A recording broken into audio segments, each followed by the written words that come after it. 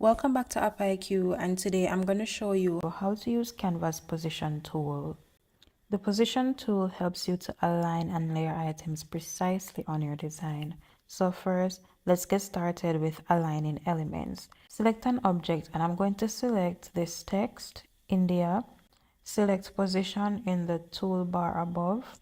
In the left panel, you can choose top, left, middle, center, bottom, or right in the Align to Page section. This tool also allows centering, so quickly center text or graphics with one click. Instead of going up to the toolbar above, you can two-finger click on your mouse and go to Align Page, and the same settings will be provided here. I'm going to do the same with these text above. Two-finger click, go to Align Page and center. Now both text boxes are centered on the page.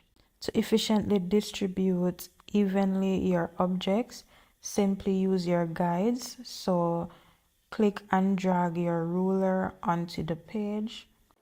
And from here, you can use the rulers to make sure that the placement of your objects gives you the correct amount of space between your text. Smart guides and rulers are a great way to help you tidy up your workspace. Now the last thing to do is layer objects. Here the elephant is positioned behind the text and we need to be seeing more of the elephant.